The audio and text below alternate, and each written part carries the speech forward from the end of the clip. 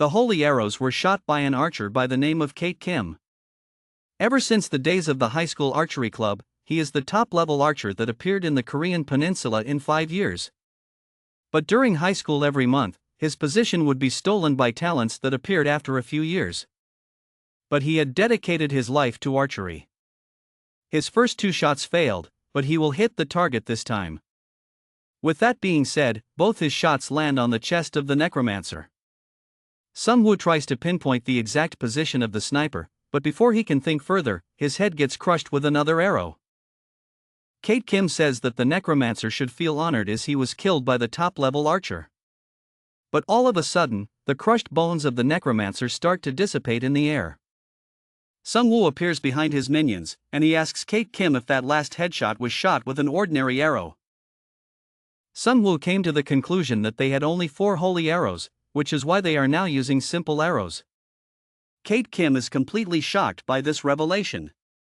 It was Hanho who suggested that Sung-woo should set up a dummy necromancer in case something like this happened.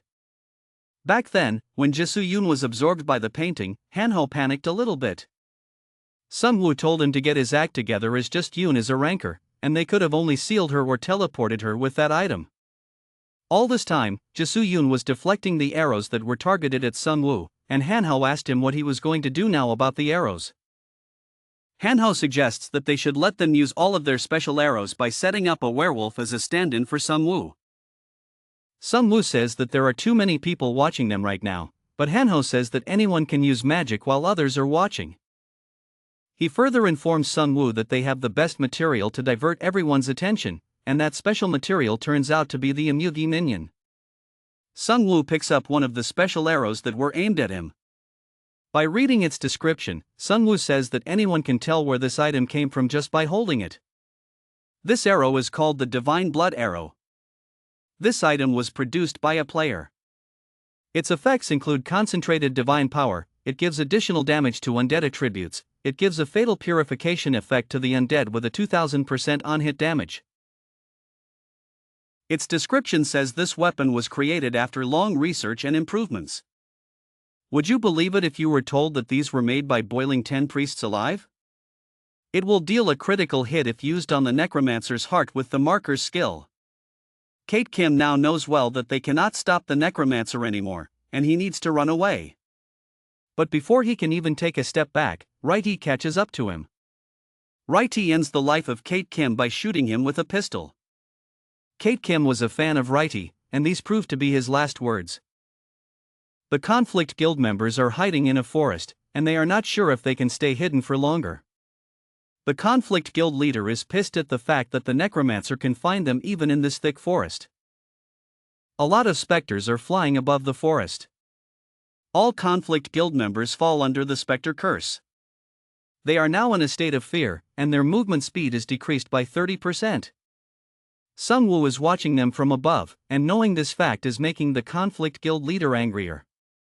Sung-woo releases all of his flying-type minions with the Azura Hanho. Righty and the other goblin minions are wreaking havoc on the battlefield. The Conflict Guild members are not sure if they are going to get any reinforcements. The chairman previously told them that there is a large-scale reinforcement troop lying in wait, but the fact that it's not showing up even during an emergency situation like this one can only mean one thing. There were no reinforcements to begin with. The Conflict Guild leader is pissed at the chairman for abandoning them. At this rate, everyone is going to be taken out by the Necromancer, so the Conflict Guild leader orders Ijin to take out the box. While Ijin is preparing the box, the Conflict Guild leader says that maybe they should retreat, but there is nothing left for them, and they can't even return to the Taebeek Mountains. Jin asks him if they should make another attempt at the monster in the Taebeek Mountains, but the Conflict Guild leader shuns him. That monster is out of their league as well, and they leave Taebeek Mountains in order to run away from him. Finally, Ijin takes out the box with seals on it. The Conflict Guild leader devours an item from the box. This increases his power by several fold, and he starts emitting a lot of berserk energy. The spirit of the mountains have spread throughout his whole body. All of his stats are increased by 15%. He gained an automatic healing effect of 5 regen per second. He gained the power of the mountain god, and his influence on the natural objects increased significantly. His affinity for all spirits increased drastically. All of a sudden, his body starts going through overexertion of energy. A warning message pops up stating that his stamina levels are lower than the acceptable level. The spirit of the mountain effect will be temporarily applied, but he will suffer terrible pain and severe penalties afterward. The spirit of the mountain has entered his body, and it is absorbing his stats. In the event of neglecting the current state for an extended time, he might end up facing death.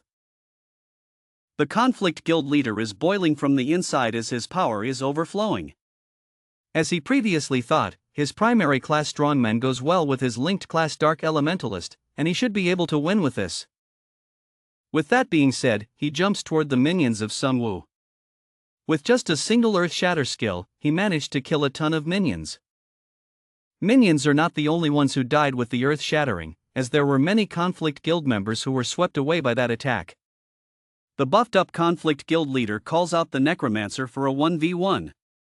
He throws many insults at the Necromancer, saying that he is a piece of garbage who hides behind his minions, and he is not even fit to be a man. He then points out at the cameras, and he asks the audience at home if they are not curious about what the real power of the Necromancer is like. Sun Wu says that you are asking for a 1v1 after trying every cheap trick in the box. There were many bastards like him who came before to fight him, just like now. But in the end, all they received was death at his hands. Conflict Guild leader says that he is different from him as he has survived thanks to his own skill and body, unlike the Necromancer who keeps hiding behind his skeletons. He points towards Sun Wu while asking if he can boldly say with his own mouth that he is strong. Sun Wu gets pissed, and he says, "Do he needs to say it loud?"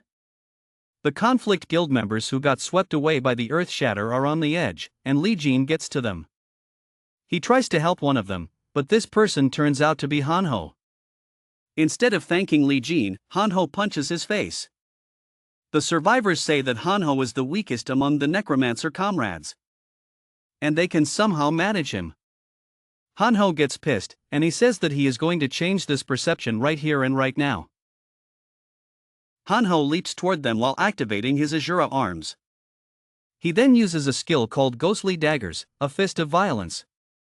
Some of the players die after getting hit by the daggers, but the remaining players say that they should remain steadfast as Hanho must be from a thief class at best. Hanho gets buffed up after the kills, and the survivors become afraid after watching this form. Hanho thanks Admiral Chun for bestowing this power upon him. With that being said, Hanho pummels the surviving players with Azura fists. Hanho thinks that he is looking super cool right now, and even the broadcasters must be filming him right now. Maybe he will get a fan club like Sun Wu in the future. However, the broadcasters are focused on the fight between the Necromancer and the conflict guild leader. Something bizarre happened in that battle as Sun Wu already knocked out the buffed-up conflict guild leader. Sun Wu gives out a grim smile while saying that he already told him that many others tried to pull this head-on fight card on him, and now the conflict guild leader will soon lie with them. The conflict guild leader coughs up a lot of blood as he tries to say something. He is still confused about how he lost this fight. Even if there is a difference in levels, there shouldn't be much difference in stats since he got additional stats to even out the odds beforehand. Sun Wu is not sure, so he asks the conflict guild leader if he got more stats through side quests. The conflict guild leader is level 18, and he is ranked 10 in the Korean server. He thought that the bonus stats he got from various hidden quests would be enough to be compared to the top 3 rankers. Even if his stats were lacking a bit, he thought he would be able to overcome the Necromancer if he were to receive the spirit of the mountain. Before striking him down, Sun Wu informs him that he is not the only one who walked a dangerous path to get here. He is more like a frog in a pond who was stuck in the Taibik Mountains. With that being said, Sun Wu strikes the conflict guild leader, chopping him into tiny pieces. Sun Wu earns 145,000 gold coins by killing a player who was in a demigod state. After witnessing the demise of their leader, other conflict guild members tremble in fear and throw their weapons. It's over for them, as their leader is dead, and they are no match for even the weakest of the comrades of the Necromancer.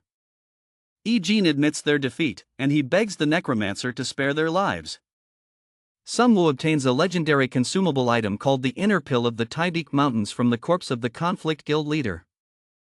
The user of this item can obtain a huge increase in ability stats by accepting the spirit of the mountain.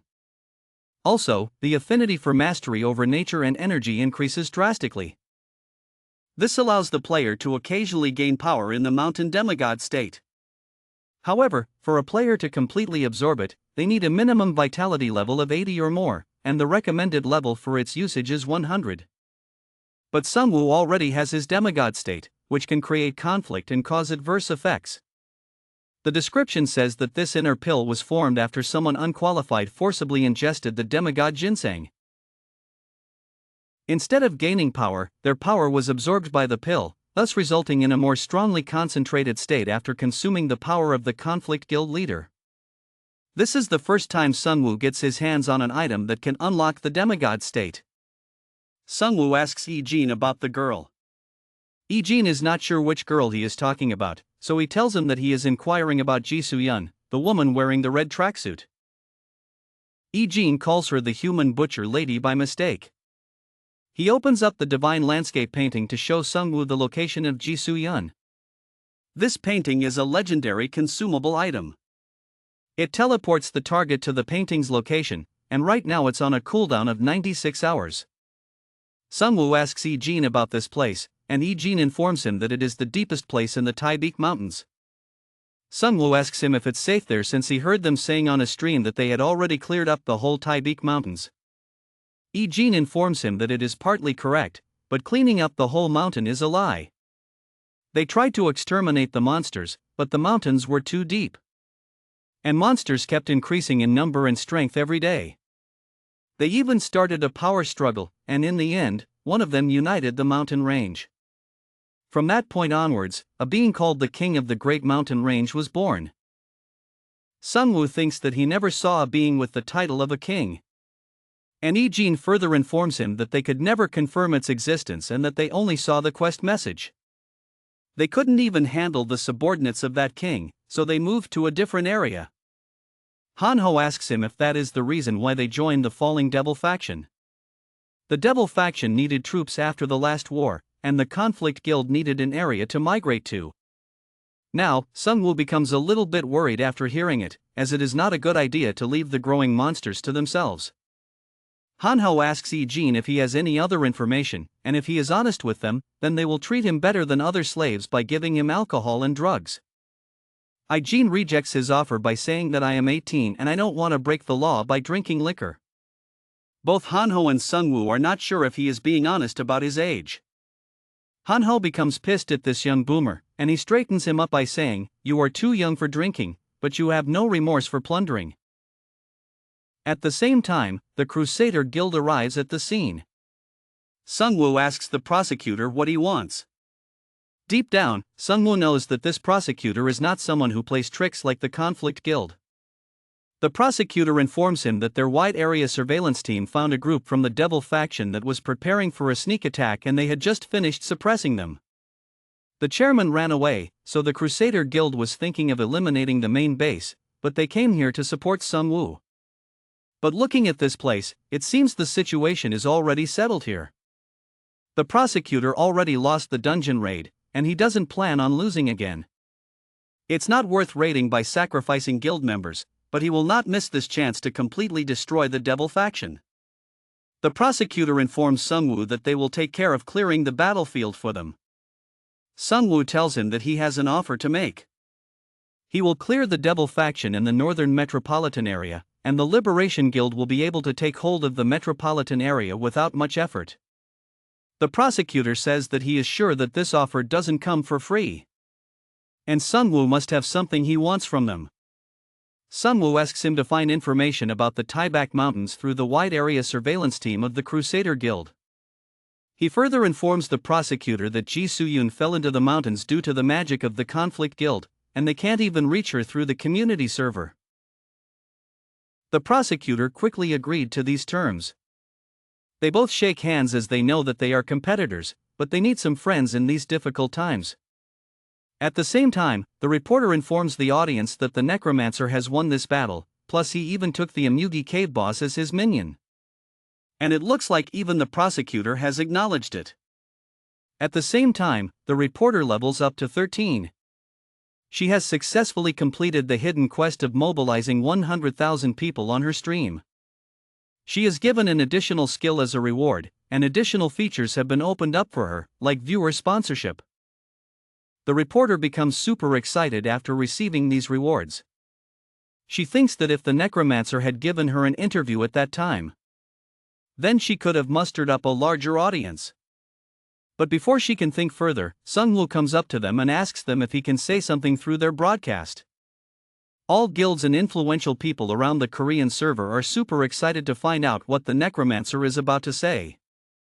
Sungwoo flares up as he tells them that at the end of the day, he is going to destroy the main base of the Devil faction. And all of the viewers already know the reason why he is going to do it. The undead do not differentiate between people. They only differentiate between the alive and the dead. He warns the Devil faction members that if they don't want to die, then start running away with their families. And that's the only mercy he is going to show them. By tomorrow morning, there won't be a single soul left alive in the Devil faction.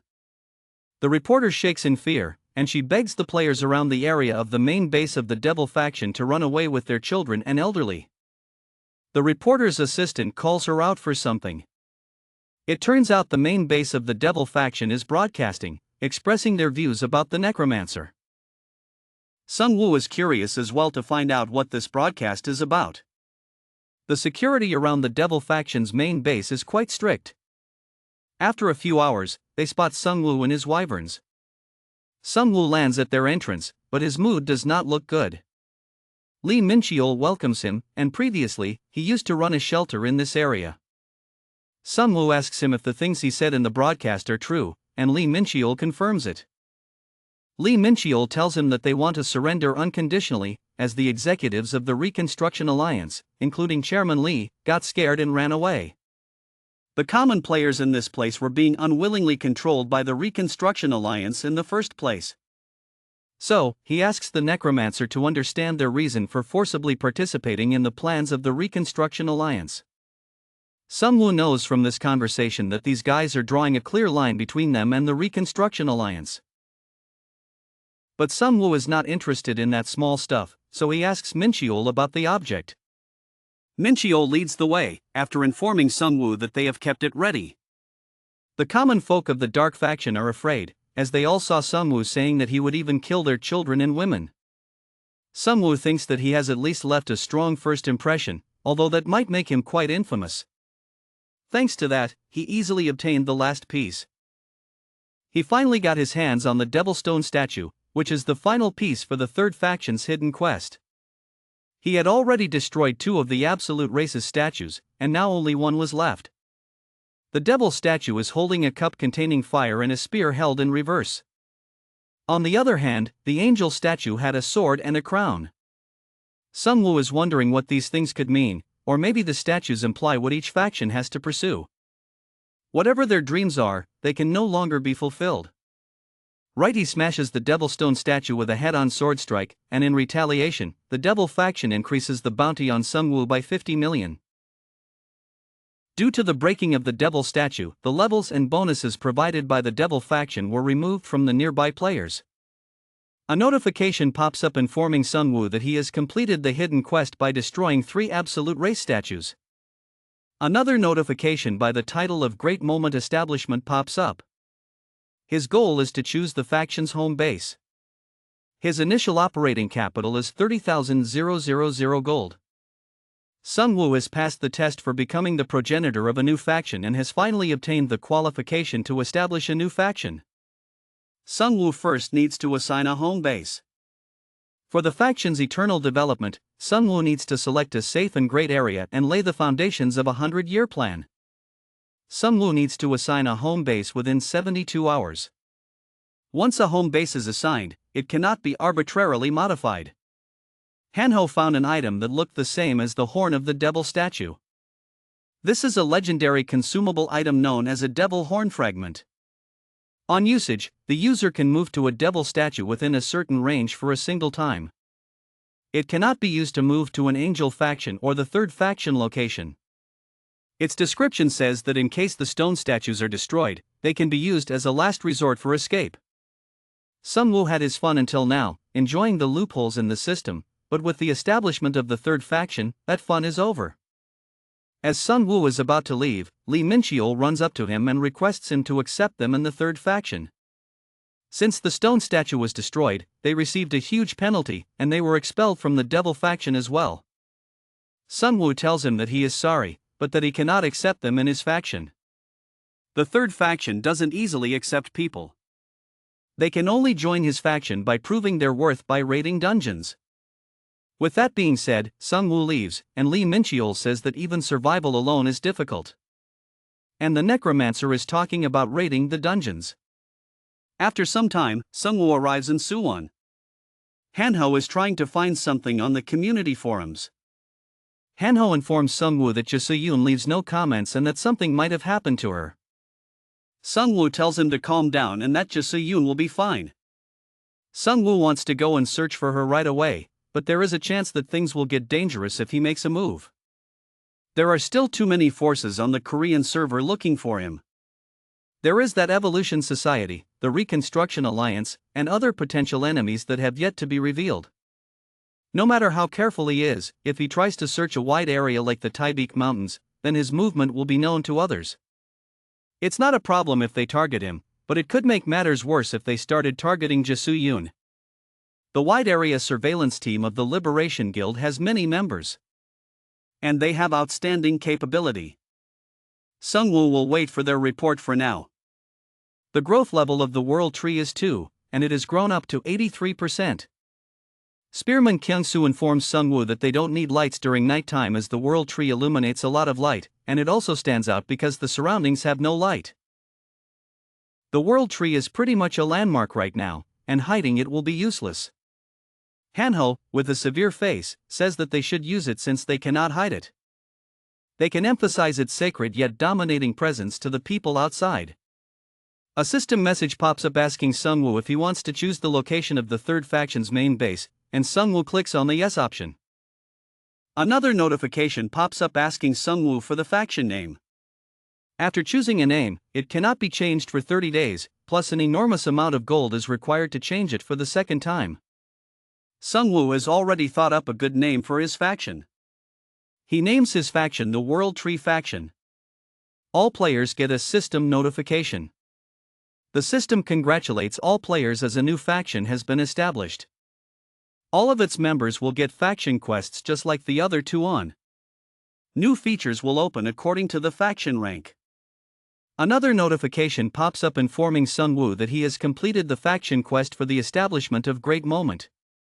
Initial operating capital of 30 million will be given to him as a reward. Sung Woo got the title and was the first investor, and all of his stats increased by 3 points. He can now add regular members to the faction.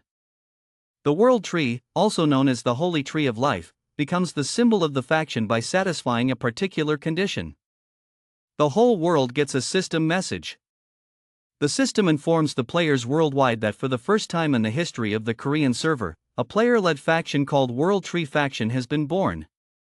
The Suwon town residents become overjoyed and happy after watching this system message. Spearman Kyung-soo says that the Suwon town members felt alienated for not being a member of a faction for a long time. All of a sudden, the Angel faction releases an emergency worldwide faction quest. Its title is the Ominous Segment Purification Project. Their objective is to disrupt the World Tree faction and kill the Necromancer leader. After completing the objective, they need to touch an angel statue. As a reward, they will be given 150 million gold coins and the highest position on the server. The Devil faction releases a worldwide quest as well. Its title says stepping on parasite eggs and bursting them. Their objective is to offer the World Tree faction member corpses to the Devil Stone statue. After completing the objective, they need to touch the stone of the devil. They will be given 1 million gold for each World Tree faction member they kill. And the highest position on the server will be granted to the player with the most significant contribution. Sung Woo thinks these two factions have invested a lot of money in this quest and must feel threatened by his existence. Another world quest, named after the one who was hated by the world, pops up. It's a hunting or protecting type of quest. Their objective is to either hunt or defend the World Tree players. The rewards are different depending on the situation. 1. In case of hunting, 5 million gold for each World Tree faction player will be given, and on killing the first ancestor of the World Tree faction, 500 million gold will be given. In the case of protection, the first player of the World Tree faction is the most problematic in the world. He took actions that brought the two absolute races anger upon himself. As such, the two absolute races have decided not to leave him alone. This event is for the whole world and is not limited to the Korean server. The players must also choose whether they are going to follow the orders of the absolute race or resist them to join the new birth. The contents of this quest may change depending on the progress. After hearing about the reward on the head of Sungwoo, even Hanho becomes a little bit inclined to kill him. The reward money is too big, and Sungwoo thinks that soon enough, the atmosphere will shift to that of a house full of people mourning a deceased person. Hanho's dad goes into rage mode, and he asks, how dare they try to hunt us? Not just Hanho's dad, everyone from Suwon town becomes excited after thinking about how much experience and gold they will gain for free by killing the people who will come for their heads. Sungwoo is confused about how these people changed from being naive to human-killing butchers.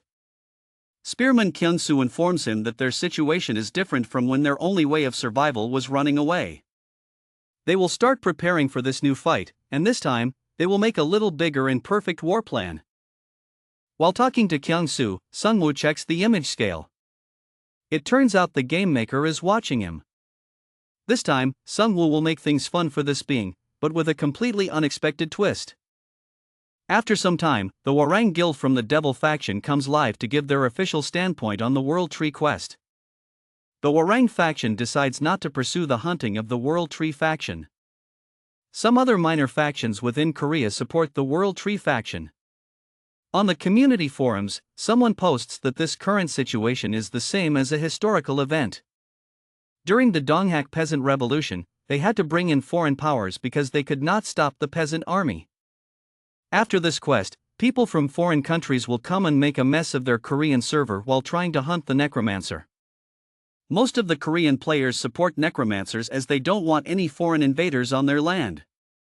A female player on the helicopter tells Dr. Yu, the top 10 ranked, that the world is a whole of incapable people who are too scared to look at the bigger picture.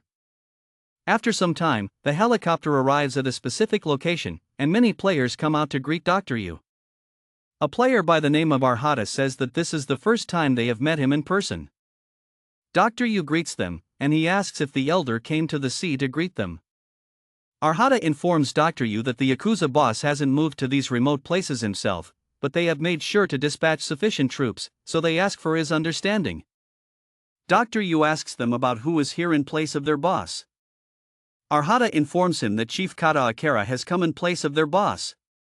He is the Sword Saint, and he is in charge of educating the guild assistants. Dr. Yu move into the chief room. Chief Okada is sitting there alone with a sword in front of him. All of a sudden, he releases a lot of aura. Dr. Yu gets a notification informing him that a sharp sense is looking through his identity. His profile information is partly exposed, and his movements are being read. Chief Okada thanks Dr. Yu for coming all this way by himself. Dr. Yu thanked him in turn by saying that it was an honor to meet the Sword Saint. He points out to a sword, stating that it's his honor to stand behind the hilt of that sword. Chief Okada says that Dr. Yu knows the nickname that people call a joke on the Japanese server, and Dr. Yu seems to be very interested in Japan since the amount of information he has is impressive. After some time, they move to a more friendly room and eat food together. After having food, they enjoy special Japanese wine. Chief Okada asks Dr. Yu if the target they and the Evolution Society requested is this guy. Dr. Yu confirms it by saying that he is the same guy who was pointed out by the World Quest yesterday. Chief Okada says that he just came out here for a short outing, but this feels like catching a sea bream with a shrimp. If they manage to deal with the Necromancer first through the Korean server informant request, then that would be a huge achievement for their organization. Chief Okada tells Dr. Yu not to worry about the Necromancer as he is planning to dispatch his most precious special unit. Dr. Yu says that he once entrusted the request to the Korean server mercenaries, but they failed and the Necromancer must be preparing for a sneak attack. Chief Okada gives a killer look to Dr. Yu. He then flares up as he informs Dr. Yu that they are not some back alley mercenary trash. They are knights errant who hold the sword of honor and loyalty. Their skills are different from those of a handyman who works for a penny. Dr. Yu says he is correct, and no one dares to think lightly of Yamato Guild's sword. Still, this time, their opponent is not easy to deal with. But before a doctor can say anything, Chief Okada stops him by telling him to set his worries aside because they have the ninjas. Ninjas are an advanced class of assassins who specialize in deceiving, exploiting, and killing strong opponents. On top of that, they have received professional training that has been passed down from generation to generation. Creating synergy by gathering 15 ninjas of this caliber is definitely no easy task. Since their conversation seems to be over, Chief Okada is about to turn the ship around. Dr. Yu tells Chief Okada that it is his honor to meet him. But before Dr. Yu can leave, Chief Okada tells him that the Yakuza boss gave out orders to first receive the object before drawing out the sword. Dr. Yu tells him to rest assured that the item they requested will be delivered to them within a day. With that being said, Dr. Yu leaves the ship using the helicopter. The female player asks Dr. Yu about the boss of this Yakuza clan. Dr. Yu informs her that Yamato Guild's master is an older man who took control of Kyushu. He is an older man who couldn't awaken even after getting to level 22. He must be in a hurry since he is trying to collect items that are required for awakening, and they happen to have one of them, so they got a deal out of it. The female players ask if the ninjas can get the Necromancer for good. Dr. Yu gives off a grin and smiles while telling her that they only need the ninjas to buy them some time. Even if the Yamato Guild fails, they need to complete the plan. Then, everything will be over once they execute the plan. Meanwhile, on the other side of Suwon Town, Spearman Kyungsu says they told everyone that they were preparing for war, but their clan was not big enough. Sung Woo says that he is correct since they only selected a small number of elite players. Sung Woo did this in order to reduce the risk associated with the dependent population and to form a solid formation. Spearman Kyungsu says thankfully, they have had almost zero death up until now, but that can't be guaranteed if they were to join a war. Their town's population is 226, and even if a small number of casualties were to occur, that would still be an irrecoverable blow. Spearman Kyungsu says that they cannot accept people recklessly, and Sergeant Kim says that it would be quite difficult to find those with evil intentions among the recruits. Sung Woo has a plan, as he thinks they need to lay a solid foundation first. Money, items, hunting, and anything that can be grown, they will raise to their limits. This is the beginning of a project aimed at militarizing the entire population's abilities for multi-personal combat. First, they will focus on items. After some days, they manage to create a new item thanks to the loot obtained from the Conflict Guild. This is a rare crossbow called the highest grade repeating crossbow, and it has a high-capacity magazine. A semi-automatic gear is attached to it, and a high-capacity magazine has been added to it. After equipping the magazine, 28 shots can be fired continuously. The Reconstruction Alliance produced this 8 continuous shot crossbow, but it was improved by the blacksmiths of the World Tree faction through the addition of 90,000 gold. If its performance is lacking, it's probably because the gold was not enough. Hanho gives a lecture to everyone, saying that they need to make the World Tree faction great again. They can proceed with everything since Sung Woo still has over 300 million gold coins. Their faction's next objective is hunting. The main hunting fields are always wiped out clean, but the new dungeons are filled and overflowing. Also, there are 4 large-scale dungeons so that they can take their pick. Sung Woo tells them to divide the players into groups that will carry out the dungeon raids, plus they will join the dungeon raids with him. SGT. Kim asks Sung Woo if he is going to guide them by himself. Sung Woo flares up as he tells them to come quickly since he wants to get over this dungeon business. The next day, they arrive in a dungeon by the lake. This dungeon is known as the Troll's Crypt. After some hardcore fights, the guild members are quite exhausted. SGT. Kim tells the exhausted members to rest assured as they will soon get to the return point. All of a sudden, the ground starts shaking as something approaches them. 4 trolls come running toward the players. The players get to their position as they know they can easily take care of them with their level and experience. Tanks take the head-on charge of the trolls while the casters cast some debuff magic on the trolls. After that, the players smash the legs of the trolls with ranged attacks. The players continue rampaging through the trolls, earning over 25,000 gold coins. Finally, they manage to reach the entrance to the second floor, which is also the return point. In a few hours, the World Tree faction members reach the surface, and the minions carry out the dead bodies of the trolls. Troll's Crypt was a large-scale dungeon with 3 floors, which was formed in Siaho Park. But they can get a lot of experience points by just raiding the first floor, exiting the dungeon, and then repeating the process without casualties. Spearman Kyungsu says that it is a relief there are no casualties, but the faction members are exhausted to death. They had been raiding the dungeon non-stop for 11 hours straight, which made them familiar with every nook and cranny of the first floor. Sung Woo says, the more experience you obtain, the faster the raids get. The shorter their resting time will be, and they will get even more experience. An exhausted Lieutenant Kim says that even factory machines will break if you keep using them non-stop. Sung Woo says that how can you say it when it's a process that even Hanho endured. Back in their days, the 3 of them used to hunt monsters with food held in their mouths. Sung Woo asks them if this grinding trip is not effective. Hanho's father says that no one is dead, but there are many injured. Even if they heal them using potions, the mental fatigue will only continue to build up. Most of the elites of their faction, including Hanho's father and Sergeant Kim, have leveled up to 15.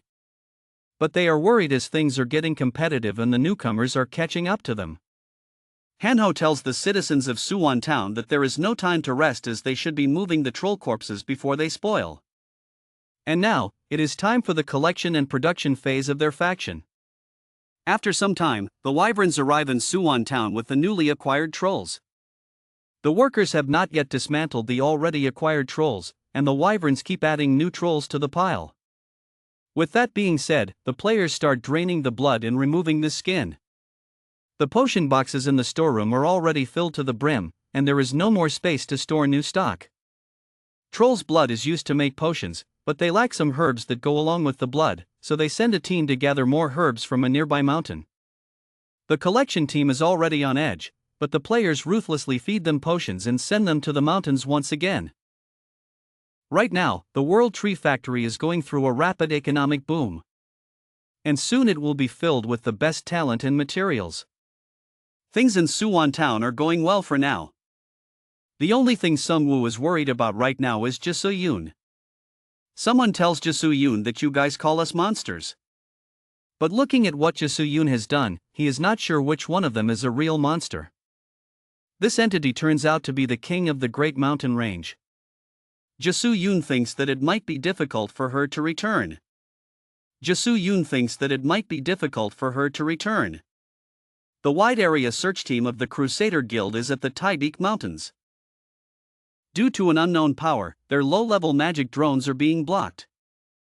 They can hear the sound of monsters coming from different sides of the mountain range, and they think that this must be the reason why the Conflict Guild ran away from this area. They must have thought that fighting other factions would be better than this. Plus, the monsters around this area are strange. It's like every one of them is a boss monster. The female player says that this environment is a huge challenge for them, even with their wide area surveillance team's resources and personnel. They can't do much, and they are not sure if it is possible to survive here alone. The male player informs her that Jisoo Yoon is no ordinary person and she is a ranker. They become afraid after thinking that the Necromancer will kill them if they find Jisoo Yoon as a corpse. One of their underling informs them that he found a witness. After a few minutes, they reach a well-maintained home. An old man with his granddaughters come outside to greet the players. It turns out that for a short while this family was with Jisoo Yoon. But for some reason she got separated from them. Both the wide area surveillance team leader and the old man bicker back and forth. In the end, player asks the old man if he knows where Jisoo Yoon went. The old man says that she has not returned since the time she borrowed our clothes and left. He lent her some clothes, worrying about whether she would be able to stand this cold place with an outfit like that. The old man starts crying, thinking about how these city people scammed him so many times. At the same time, the granddaughters informed the surveillance team that it looked like Jisoo Yoon received a quest at that time. This quest seems to be related to the king of the Great Mountain Range, so maybe she was following the quest route. All of a sudden the grandpa gets up and he shouts aloud. The surveillance team leader asks him if he remembers something. Grandpa informs them that Jisoo Yoon also ate a lot of their emergency food. After that she hunted wild animals and left them here, saying she was returning the favor. But he has never handled animal meat by himself. One of the granddaughters informed the search team about something. She said that the king of the Great Mountain Range has the Shadow King set item, but the player is not sure what that means. Surveillance Guild has no information about Shadow King in their library. The players say that tracking Jisoo Yoon will not be easy as she is headed for the boss of this mountain range. That's why they will have to delay or abandon this suicide mission. The surveillance team leader orders his underlings to log the information they got from their investigation and send it over to the Necromancer. Few kilometers away from the Suwon town, some players are clearing the roads from the low-level monsters. Seonti says that he envies the people living in the Suwon town. The very area next to them is developing at a faster pace, but they are looking like this. Before he can say something else, he spots two players coming toward them. The new players asks for directions. Seonti becomes alerted as this person is not looking like a native Korean. The players behind him ask about what is going on in the front. Seonti becomes a bit relaxed as he got 26 people with him, and if things go downhill they can take care of it. Seonti informs his friends that these people look a bit lost. His friends mockingly say that they should call the police if they are lost. The Japanese player asks Seonti if this road leads to Suwon town. A signboard next to them says that Suwon town is 8 kilometers away. Seonti asks him if he can't read the sign right next to them. The Japanese player thanks him for the direction. Seonti becomes a bit agitated as this player is getting on his nerves. All of a sudden the expressions on the face of the Japanese player changes. The Japanese player tells Seonti to calm down as he is not looking for any signs and he can't even read. Seonti looks back to find out that all of his friends have been annihilated and the ninjas are surrounding the place. Seonti starts shivering with fear and the Japanese player says that their border security has a lot of holes and it's totally pathetic. Seonti gets down on his knees as he begs the Japanese player to spare his life and in return he will safely escort them to Suwon town. The Japanese player turns out to be Arhata and he tells Seonti that what he needs is not a guide. Arhata only requires Seonti and his phone as he wants to keep digging information from the Korean server community. Arhata says that no one has ever managed to live after meeting their first division. If Seonti is not willing to cooperate then they can easily find a replacement and Seonti says that he will cooperate. Seonti asks them about where they are from. Arhata says that we are teachers who have come to teach a lesson to the unruly guys on the Korean server and in the end he asks Seonti to guide them to the Necromancer. Around the same time in the Troll Crypt dungeon, the players have finally made their way to the 3rd floor of the cave. The boss monster king of the underworld makes an appearance. The player unit leader orders the other players to freeze the legs of the boss so they can stop him from approaching them. Spearman Kyung-soo orders the airborne troops to target the legs. They keep on attacking the boss monsters with different types of magic and ranged attack. The boss monster puts one of his hand back to get something. It turns out to be a slingshot. The boss monster keeps on attacking the players with the slingshots, but all of his attacks get broken down by the defense magic of the players. Spearman Kyung-soo says that their entire Group 5 has specialized in defense magic and they should be able to block even the Thunder God's mace once or twice. With that being said, all players unleash their fury on the boss monster by chopping him limb from limb. Hanho says that nowadays all sorts of dogs, cows, or kings appear with 6 limbs, but they are all fake except for him. After a few minutes, the players manage to subdue the king of the underworld and they receive 115,000 gold coins. The players become overjoyed with happiness as most of them leveled up and they received a lot of gold. Sunwoo is proud of his faction as their confidence is increasing with their levels. All of a sudden, some players spot something unusual near them. This unusual thing turns out to be a huge locked gate. A system message informs them that this gate is being protected by a powerful magic.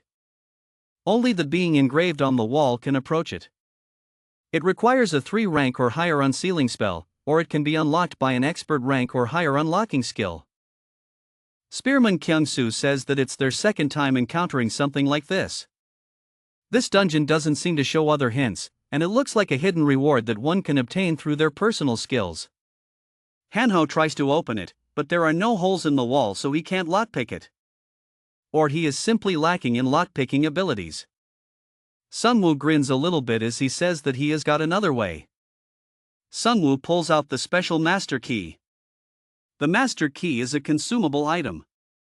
It can open all locks and it gets destroyed after one use. Sunwoo pushes the key toward the door and it asks Sunwoo if he wants to open the door and Sunwoo agrees to it. The door starts to open and the system message informs them that this is King of the Underworld's giant safe. Sunwoo says this is breathtaking and he didn't know that trolls would gather these things. Hanho is not sure if the king of the trolls had a unique taste or they randomly collected these treasures. They find a lot of weapons along with gold and a divine weapon. This divine weapon has a legendary rank and it is known as War Wagon. It's used as a military equipment. Once mana is funneled into it, 40 projectiles are simultaneously fired and create explosions aimed at the target point. It has a cooldown time of 5 minutes. The required mana changes according to the level of mastery.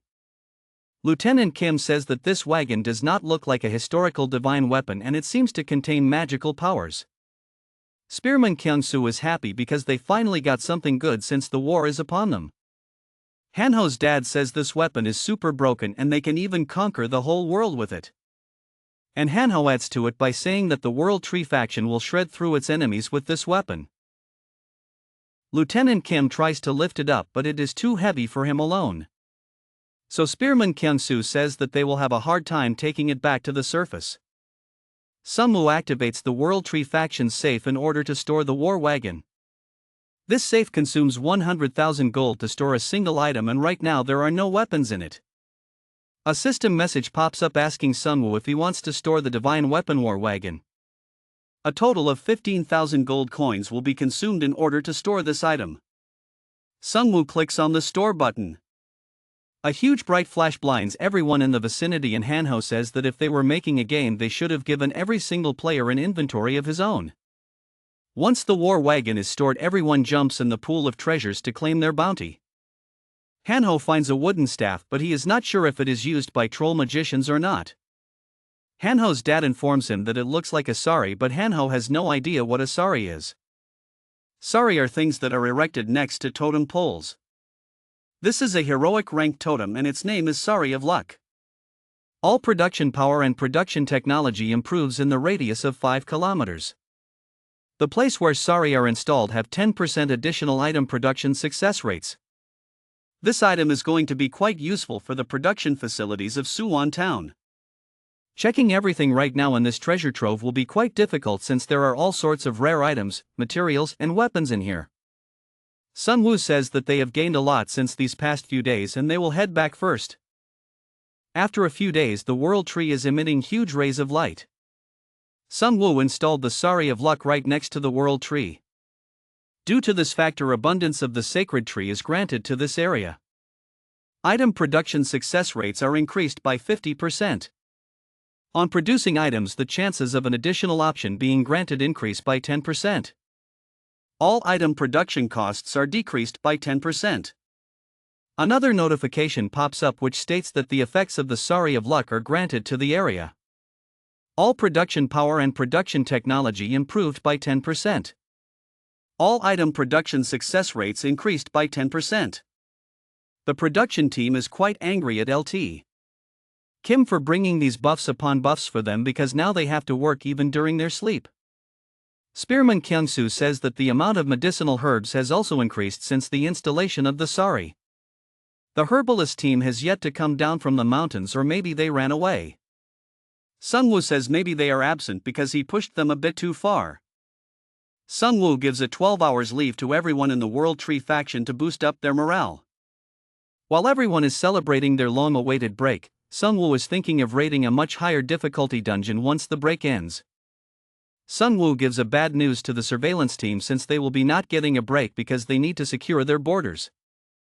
Hanho's father is the leader of the surveillance team because of his eye and the air skill, and he is not happy about it. After a few hours, the night falls and the World Tree is giving off a soothing bright light. Someone is watching the World Tree from afar. These turned out to be ninjas, and they say that they have confirmed their target. They report that they have sighted the Necromancer, and there is also an unidentified giant tree that pumps out powerful energy. With that being said, all ninjas start assembling. Their squad leader refrains them from approaching any further beyond this point. His lackey says that the Suwon town residents seem to be enjoying a break right now. Their leader says that they will have to kill him by aiming for the moment the bastard Necromancer comes out of the barrier. Their squad leader orders them to keep watch until their target comes out. The next day, World Tree faction starts packing their stuff for their next expedition. Spearman Kyung-soo informs Sungwoo that this time the large-scale dungeon they will be raiding is at a university campus. According to the results obtained through scouting, religious fanatics and others appear there. This time the boss monster is expected to be some kind of corrupt spirit. Sungwoo had a previous encounter with a similar fanatic group. Sungwoo tells them that this time they could practice defending against not only physical forces, but magic and curses as well. Hanho tells Sungwoo that he is pretty sure Sungwoo is the only person who uses dungeon raids as some training ground. Lieutenant Kim informs everyone that their advance party is setting out right now. Spearman Kyung-soo says, even though they are ready, but they should be still cautious outside the World Tree barrier, but Hanho shuns him away by saying, you don't need to worry. If anything bad happens, he will immediately start praying. But Spearman Kyung-soo has no idea what Hanho means by praying. With that being said, Hanho gets into his vehicle and he orders everyone to depart right away. Spearman Kyung-soo asks Sungwoo if Hanho is going to be alright, and Sungwoo tells him to not worry about Hanho since he is more powerful than he looks. While the World Tree faction vehicles are moving through the streets, the ninjas are right above them. Squad leader says that the World Tree faction members have started moving. And by looking at their movement cycle, they must be headed east. He orders Group 3 to track down the target. If the Necromancer is there, they immediately need to get into action. Otherwise they will proceed with Plan B. The ninjas are moving at a faster speed by jumping over buildings. They come to a halt near a board which says that a campus is 1 kilometer away. The squad leader informs everyone that the trucks are slowing down. The ninja in blue robe witnesses something out of order. His comrades ask him what is up with him, and he says that he maybe felt a presence just now. The ninjas start scouting immediately. But after some time, the ninja says that no one is watching them, and if he is really sure there is someone watching them, the blue robe player seems to be a bit sure about this. The ninja puts his worries away by saying that they have got Hayabusa at the back of their formation. Hayabusa is always looking at them from a distance. The blue-robed guy don't need to worry about when there is a guy watching everything and sending warnings like a falcon.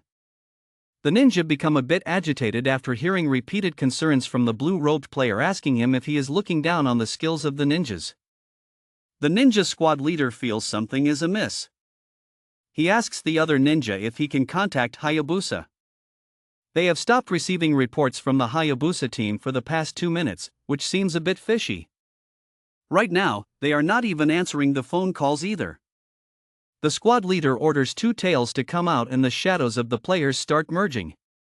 Two Tails pop out of the shadows and their leader orders them to move to point F. They need to check the whereabouts of Hayabusa and report back to him. They don't need to engage if they encounter a problem, and their prey should not notice any type of commotion from them. The other ninja asks if they should proceed with Plan B and the squad leader agrees to it. Although they are facing an unexpected situation, they can still kill the World Tree faction advance party, go undercover and slit the Necromancer's throat. If they give the Necromancer more time, he will only get stronger and their opportunities will decrease, but all they need is one chance. His underlings say, no matter how skilled the Necromancer is, up until now, they have been able to kill anyone with just one shot. After coming together, the ninjas form a level 1 ninja operations synergy. This synergy requires a formation of 10 or more ninjas. All defense power and resistance power will be set to 0, and in return, all of the target's defense power and resistance power is nullified as well. Additionally, the damage of the first attack increases significantly by 500%. The blue-robed player is thinking that this unit is formed by Okada Akira in order to assassinate the overwhelmingly powerful opponents. He eliminated all powerful rankers of Japan using this team. He raised the Yamato Guild, which was an ordinary force at first, to what it is right now. The assassin leader says that failure cannot exist in this small land, and with that being said, they start advancing. The assassins seem to be approaching the advance party at a faster pace. The advance party seems to have not noticed anything just yet. The assassin leader says that this is going to be their last happy moment. But before he can say anything else, a fierce firebolt pierces through the formation, killing some of the ninjas. The assassin leader is not sure if they got hit by something like an anti-aircraft weapon or something like that. This situation is unpredictable, but they cannot retreat like this, so they try to break through with everything they have. A player in the advance party spots the assassins and he alerts everyone. The assassin leader thinks that it's too late for the advance party and he will finish them off within a few minutes. But before he can advance any further, more of the ninjas under his command will perish. The ninjas keep getting slashed left and right without any mercy. The ninja leader drops down to the ground and he is now sure that they did not get hit by an anti-aircraft weapon, and he calls out the perpetrator of this massacre. Someone makes a landing near them. This person turns out to be Jisoo-yoon and she seems quite pissed. Hanho is in disbelief after seeing Jisoo-yoon. The assassin leader has no idea about the identity of this girl and he thinks that she must be quite formidable as she got rid of Hayabusa and the Two Tails by herself. Thanks to this girl, the ninja synergy that requires 10 ninjas at a party has disappeared. The assassin leader says that he heard that the Necromancer had an extraordinary samurai by his side, and this girl must be that famed samurai. The assassin leader introduces himself as Gato Toma. Jisoo-yoon says that she is not interested in his name. Gato bursts out in anger as Jisoo-yoon disrespects their custom, and he further says that it's basic etiquette to make acquaintances with each other as fellow samurai, putting their skills to the test. Jisoo-yoon says that you are too deep into the samurai and ninja roleplay and it's quite disgusting talking about honor when you come here to assassinate someone. Gato says that the ninjas lost to you because you made a sneak attack and attacked from behind, and now she made a big blunder by appearing in front of them. Gato gives a secret signal to his underlings to surround Jisoo-yoon from all sides and create an opening to get rid of her. With that being said, Gato rushes toward Jisoo-yoon with his ninjas. Gato hides some kunai knives behind the hilt of his swords. Gato performs a feint sword attack and throws all hidden kunai toward Jisoo-yoon. Jisoo-yoon burns the kunai in the air using her flame skill, but it turns out that the kunai throw was just a smokescreen and now she is completely surrounded by ninjas. Gato uses a speed-type ninja technique called momentary stealth. After using that technique, 9 ninjas instantly disappear before Jisoo-yoon and she will soon die now knowing what hit her. All ninjas attack Jisoo-yoon in unison, but their swords strike each other as Jisoo-yoon has already moved from her position. One of the ninjas behind Gato gets his head chopped off. One by one, other ninjas keep dying like flies. Gato realizes that this woman is using the same footprint tracking techniques as their sword saint. Gato and his underlings become afraid as they think that maybe this woman is on par with their sword saint. Gato tells his underlings that they cannot handle something at this level and there is only one thing they can do now. But before they can do anything, Jisoo-yoon warns them against running away as she is not planning to spare even a single one of them. The ninjas use wall climbing skills to climb a building, but 2 of them get stabbed by some thrown swords. Jisoo-yoon quickly rushes toward Gato. She manages to cut Gato in half, but the player wearing green robe blocks her attack. The player gets pushed quite far away due to the impact of Jisoo-yoon's sword. The player says, "It's a massacre." The player is about to say he surrenders, but he gets knocked down by Hanho's headshot skill. Hanho quickly rushes toward Jisoo-yoon to inquire about her health. Hanho starts crying like a puppy, and he says that he is quite worried about her even though Sungwoo has to leave the dungeon raid team in his capable hands so he can go search for her. Jisoo-yoon says that she arrived in Suwon a few hours ago, and she saw some suspicious movements, so she followed them here. Jisoo-yoon asks if Sungwoo has already gone far away, but Hanho says that he must be nearby and will contact him right away. After getting news about this recent incident, Sungwoo quickly returns to his alpha male wyvern. After returning, he inquires if Jisoo-yoon is alright. Jisoo-yoon says that a lot of things have happened these past few days. Some time passes as Jisoo-yoon informs them about the events that took place on Taebaek Mountain. Jisoo-yoon further told them that she had received this quest after defeating an especially strong monster during a bloody fight. Jisoo-yoon received a hidden quest by the name of Encountering the King of the Great Mountain Range. It's a locate the target type quest. It requires the player to reach King Mountain's fort. As a reward, the player will obtain additional qualifications for the hidden quest. The King of the Great Mountain Range, who rules over the Taebaek Mountains, wants to meet face to face with the strong one who defeated one of his vassals. He is not a violent monster, and as a being with rationality, he wants to interact with players who are worthy. Jisoo-yoon will receive an unexpected quest if she encounters the King of the Great Mountain Range, which could create an even bigger change in her fate. The hidden quest will be cancelled if it is not completed within 48 hours. The King of the Great Mountain Range is planning to test her. The closer she gets to his fort, the more savage the monsters lurking there will be. She might die depending on the mood of the King of the Mountain Range. Jisoo-yoon further informs them that she managed to meet the King of the Great Mountain Range at the end of her wander through the mountains, but he looked like a similar being to Amugi, and he even gave her a quest.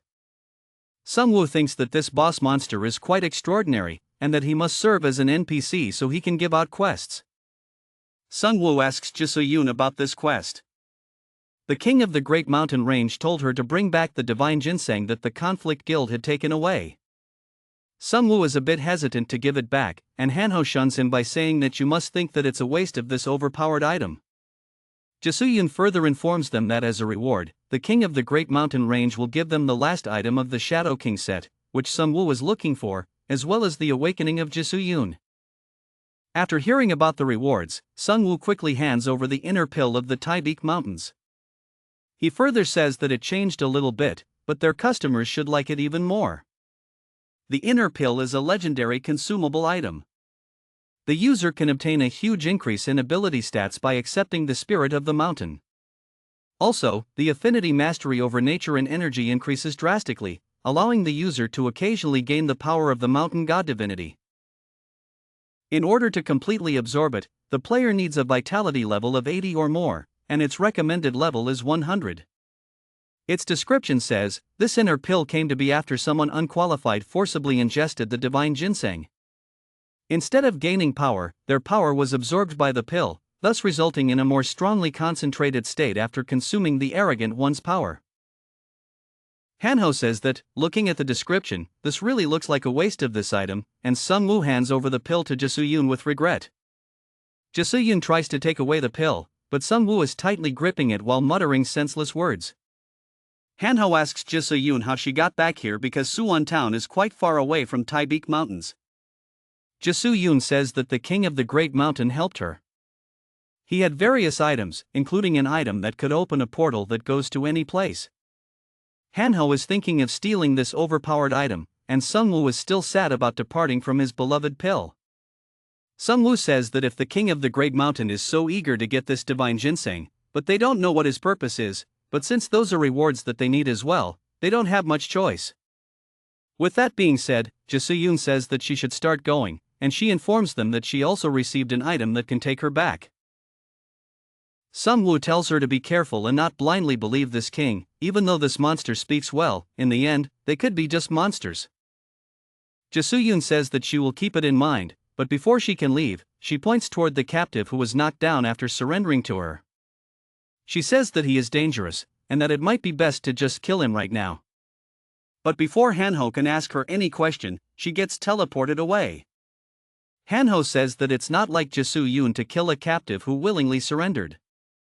Sungwoo raises the dead ninjas as his subordinates, and he says that they should put the captive issue aside for now, and he will first look through the memories of the corpses.